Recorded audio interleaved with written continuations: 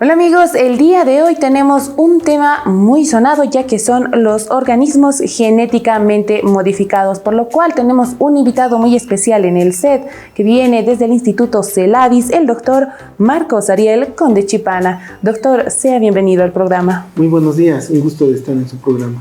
Doctor, muchas gracias por asistir.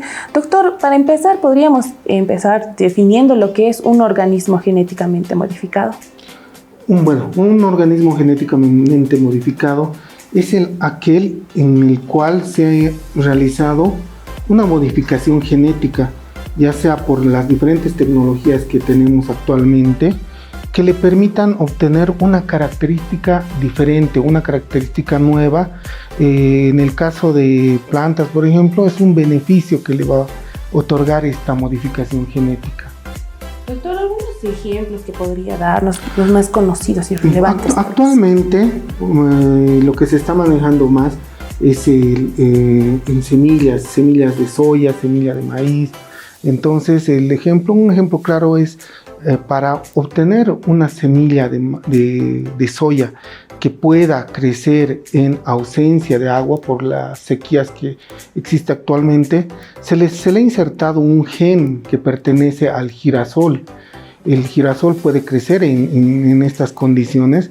Entonces esta soya es llamada actualmente soya HB4. Entonces tiene esa característica de crecer en ausencia de agua o en condiciones de sequía. Doctor, entonces para esto, ¿qué técnicas son principalmente utilizadas para modificar los organismos tanto en la agricultura como en la biotecnología? Hay diferentes técnicas, pero principalmente se utiliza la balística. Es importante saber que sí podemos hacer técnicas en el laboratorio, pero es diferente hacerlo a nivel industrial. Es por eso que muchas empresas, principalmente las empresas biotecnológicas, no revelan al 100% la técnica que emplean, porque son, se puede decir, productos patentados. Muchas veces nos es difícil inclusive hacer la detección porque no sabemos ni las secuencias que han empleado, porque lo patentan y no podemos determinar eso. Doctor, entonces, ¿qué tan importante sería esta patente que menciona? Es importante, sí lo hacen llegar al gobierno de cierta manera cuando quieren introducir este nuevo producto. En nuestro caso, actualmente hay una empresa grande en la Argentina que es Bioceres, que está produciendo mayor cantidad de alimentos que son modificados genéticamente. Entonces, para ingresar al país, tienen que entregar toda la documentación necesaria para evaluar los potenciales, no sé cómo decir, los riesgos, características buenas, malas, al Comité de Bioseguridad Nacional para que evalúe todas estas características de estas plantas. Doctor, entonces, ¿cuáles serían los mayores beneficios que se tiene tanto? Porque esto influye en lo que es la agricultura como en la alimentación, ¿verdad? Claro, principalmente, la principal ventaja es que se va a poder obtener mayor cantidad, o sea, una producción elevada, porque como mencionaba con el ejemplo de la soya resistente a la sequía, puede crecer en diferentes medios donde haya o falte agua, por decir. En el caso del maíz y otros es lo mismo, o sea, con diferentes condiciones adversas, con insectos, con inclusive herbicidas o otro tipo de plagas que puede haber para que la planta no pueda desarrollarse bien. Entonces, principalmente es eso, o sea, que vamos a poder tener plantas que puedan crecer en diferentes condiciones y una elevada cantidad de estas. Doctor, entonces, yendo hacia lo que es la seguridad ambiental y alimentaria, ¿cuáles serían las principales preocupaciones, respecto a lo que son los organismos genéticamente modificados? Bueno, actualmente no hay estudios así que puedan determinar exactamente qué enfermedades pueden causar los organismos genéticamente modificados. Es por eso que se necesitan cada vez más y más estudios que determinen esas posibles enfermedades, pero el problema es que estos estudios deberían de ser a largo plazo. lo cual es bastante complicado. Es por eso que actualmente, por lo menos, se pide que alimento que sea modificado genéticamente sea declarado como tal. Es por eso que podemos ver en diferentes productos la señalización, que es un triángulo, donde indica que este producto es un producto OGM. A nivel ambiental tampoco se ha podido determinar algún efecto adverso, por decir. Actualmente se están presentando diferentes proyectos, investigaciones, donde podamos determinar exactamente qué tipo de efectos adversos hay en las plantaciones de estos organismos genéticamente modificados, los cuales podrían afectar inclusive a las plantaciones que no son genéticamente modificados, pero por el momento no hay unos estudios que determinen exactamente eso. Doctor, entonces pasando hacia lo que son los organismos reguladores, ¿cuál es su función en lo que es la evaluación y su aprobación de estos OGMs? Desde el 2005 que ya se ha introducido el primer alimento transgénico a Bolivia, o sea, aprobado más bien desde antes de que ingrese esta soya, la soya RR se llama, se ha creado un comité de bioseguridad a nivel nacional que debe evaluar cada alimento, cada planta que pueda ingresar al país y que sea genéticamente modificado. A partir de eso hay otros organismos como el Ministerio de Desarrollo Rural y Tierras, que se encarga a través del SENASAC de controlar la venta de los productos que contengan o deriven OGMs. Además de también tener a otros ministerios como el Ministerio de Medio Ambiente y Aguas, que está encargado de la vigilancia también del ingreso de semillas y otros al país. Ellos principalmente son los encargados de hacer cumplir, pero ellos obviamente no cuentan con laboratorios, por decir, que hagan ese trabajo. Ellos deberían de hacer los muestreos y otro tipo de trabajos, y la universidad y otros laboratorios que puedan haber que hagan este tipo de análisis serían una parte fundamental para el control de estos OGMs. Doctor, bien mencionaba lo que es un transgénico también, ¿verdad? ¿Cuál es la diferencia que existe entre un transgénico y un OGM? Bueno, es lo que mencionaba al principio, ¿no? Son varias técnicas.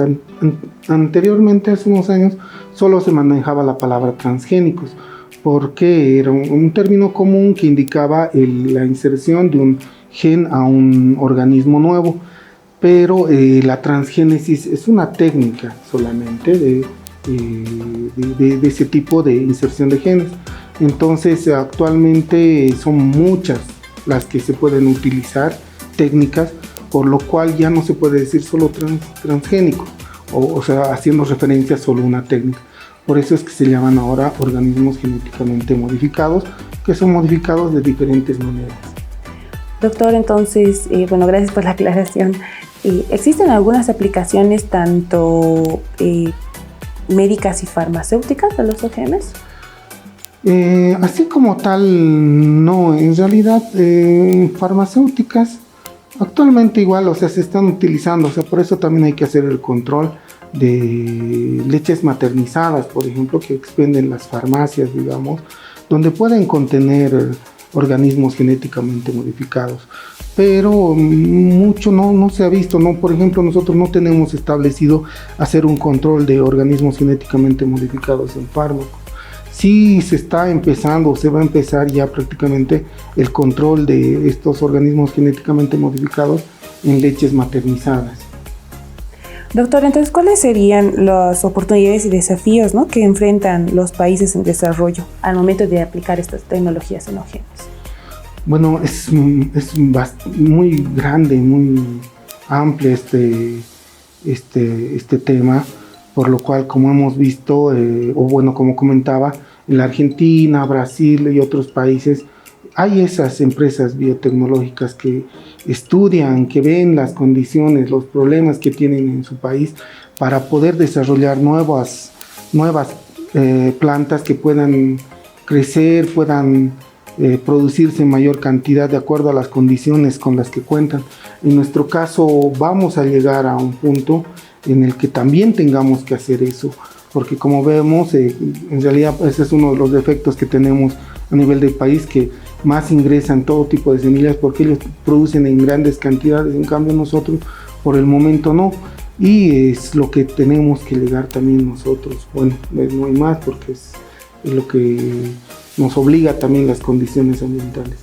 Justamente, doctor. Y doctor, ¿existe alguna evidencia en cuanto a los efectos que puede tener a largo plazo del consumo? Hay algunos estudios que indican que sí se puede presentar algún tipo de enfermedad. Generalmente lo relacionan con cáncer, ¿verdad? Pero no está comprobado así con un estudio que diga que tantas personas que han consumido por tantos años han desarrollado cáncer.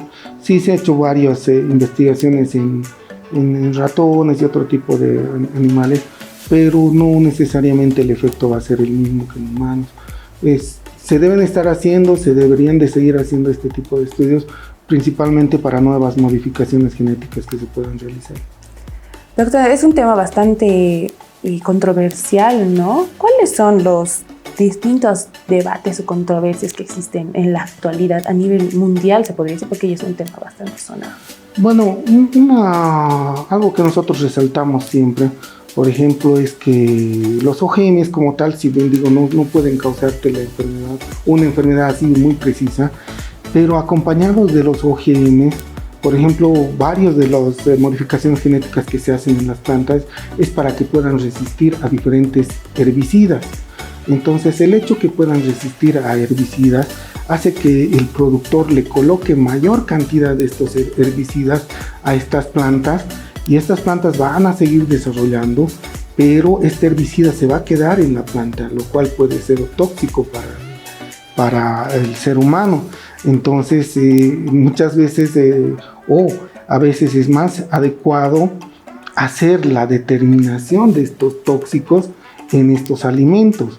El problema es que sí es más complicado, que sí es más costoso y no tenemos prácticamente ningún laboratorio que lo pueda hacer. Entonces es algo que en muchos países dicen, pero en vano determinamos OGMs porque no sabemos con ciencia cierta cuál es el posible mal que pueda producir. En cambio, estos herbicidas sí son seguros que son tóxicos para el consumo humano. Muchísimas gracias, doctor, por hablarnos, pero antes también tenemos entendido de que juntamente con el CELADIS fue acreditado, ¿no?, el laboratorio de biología. Sí, exactamente. Como habíamos visto hace más o menos un mes, el laboratorio de genética molecular del Instituto CELADIS ha sido acreditado con la norma NB ISO IEC 17025-2018, que es para los laboratorios de ensayo. Con esta acreditación hemos demostrado la competencia del laboratorio para la cuantificación de OGMs en alimentos, en este caso en soya. Esta acreditación nos permite ser el único laboratorio en Bolivia acreditado para realizar estas pruebas. Esta acreditación es producto de un trabajo de varios años, no solamente a nivel de la técnica, que es bastante complicada, sino también a nivel de infraestructura, a nivel de personal y muchos otros puntos que conlleva a acreditar esta norma. Es así que actualmente podemos prestar estos servicios, como mencionaba, a estos organismos de control, como lo son el Ministerio de Medio Ambiente, el Ministerio de Desarrollo Rural y Tierras y sus organismos de control de cada ministerio, como es el SENASAC y otros, o el mismo Ministerio de Salud, el AGEMED, como mencionaba con esto de las leches, pero bueno, eso. Doctor, ¿cómo es que nace la idea de este proyecto para esta acreditación? Bueno, como habíamos mencionado, desde el 2005 que ya está autorizado la producción de esta soya transgénica en Bolivia. Es entonces que desde el 2015 que se ha reglamentado el control a nivel nacional. Desde el 2015 se ha establecido que todo alimento que deriva o contenga OGMs debe ser controlado. Es así que unos años después trataron de hacer el control, pero un justificativo que ponen las empresas y otros es que no existe un laboratorio que pueda garantizar los resultados para el control de estos OGMs. Es entonces que nosotros unos años antes ya teníamos algunas pruebas implementadas para hacer OGMs, pero el hecho de que tengamos la prueba no significa que nuestros resultados sean válidos para hacer esta detección y cuantificación de OGMs.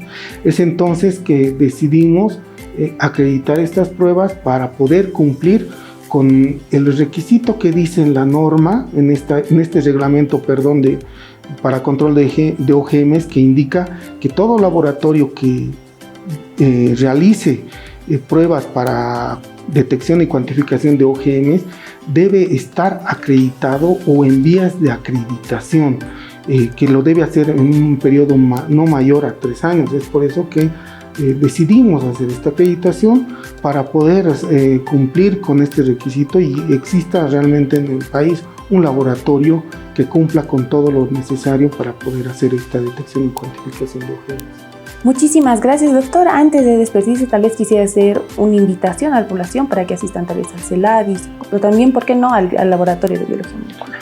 Bueno, en este caso, invitar principalmente a los organismos reguladores de control a que podamos coordinar nuevas vigilancias, nuevas investigaciones, en los cuales podamos determinar estos OGMs, no solamente en los alimentos que son ya conocidos como es la soya y el maíz.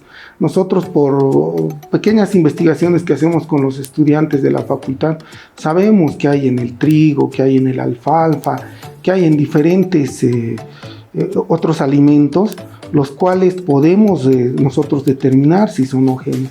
En nuestro caso, este tipo de estudios se quedan para nosotros, pero no debería de ser así.